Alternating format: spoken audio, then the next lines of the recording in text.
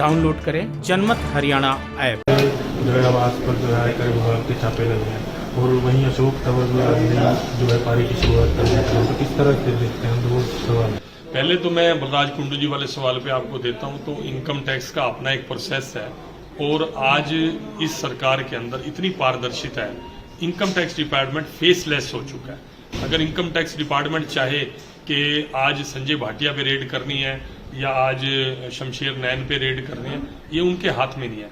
ये जब पिछला रिकॉर्ड अकाउंट्स का रिकॉर्ड वो स्क्रूटनी करते हैं, उसमें देखते हैं, ऑडिट करते हैं, तो कहीं डिस्पैरिटी आती है, कहीं फर्क नजर आता है, तो उसी के ऊपर उसी के आधार पर होती है कौन पॉलिटिकल है कौन पॉलिटिकल नहीं है। ये किसी की आईडी में नहीं आता और आज कोई ऐसा समर्थ नहीं है चाहकर भी किसी के ऊपर इनकम टैक्स की रेड, जब तक कि उसके अकाउंट्स अगर गलत ना बोले।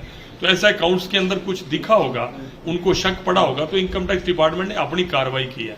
और अगर बिल्कुल ठीक है उनके अकाउंट्स हैं, तो मैं समझता हूँ कि इनकम टैक्स 10 बार चेक हो जाए, मेरे कागज हैं 10 बार चेक हो जाए, जब मेरे में कुछ गलती नहीं है तो उससे कोई फर्क पड़ने वाला नहीं। कौन पॉलिटिकल है या कौन नॉन पॉलिटिकल है, इससे कोई फर्क नहीं पड़ता। बाकी जो दूसरा प्रश्न है आपका तंवर साहब वाला, तो मैं तंवर साहब को शुभकामना देता हूँ। अच्छे व्यक्ति हैं, अच्छे इंसान हैं।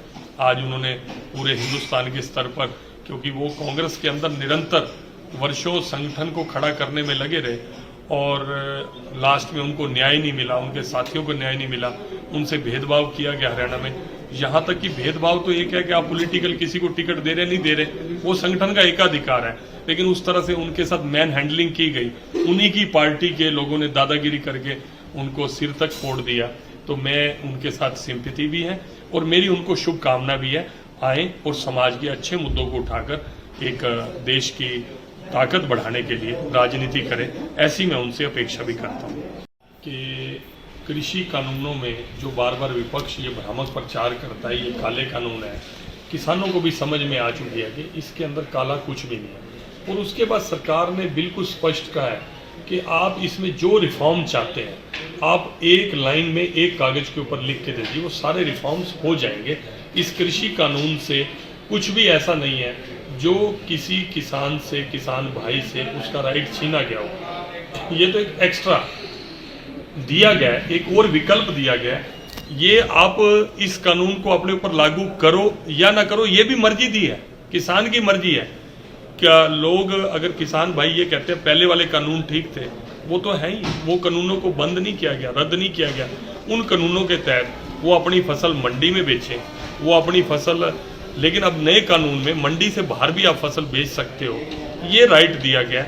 और मैं भी किसान हूँ, किसान परिवार से हूँ, तो मैं अपनी सब्जी को, अपनी फसल को मैं मंडी से बाहर बेच सकूँ, ये राइट मुझे दिया गया है। मैं आज खेती करने में समर्थ नहीं हूँ, मैं खेती करके जितना अर्न कर रहा हूँ, अगर वो मुझे सीधा, आप भाई हैं चाहे आप पत्रकार हैं, आप कहो कि मुझे दो, आप 1 लाख रुपया एकड़ साल में कमाते हो, तो मैं आपको 1.5 लाख रुपया, आप मेरे से ठेका उठा लो, मैं 1.5 लाख रुपये आपको दूंगा, आप मेरे कहने से ये वाली फसल लगा दो। ये ऑप्शन भी दी गई है कॉन्ट्रैक्ट फार्मिंग के अंदर। सब कुछ किसान के हक में दिया गया है। और केंद्र सरकार ने तो ये भी कहा है कि जिस तरह मार्केट फीस पंजाब के अंदर 6% तक ली जा रही थी, 2.5% आड़त ली जा रही थी, ऐसे ही हरियाणा में ली जा रही थी। तो उन्होंने कहा किसान के ऊपर अल्टीमेटली बोझ पड़ता है, तो आप इस मार्केट फीस को आप मत लो। केंद्र सरकार ने तो ये उल्टा इस कानूनों के तहत ये सुविधा दी है।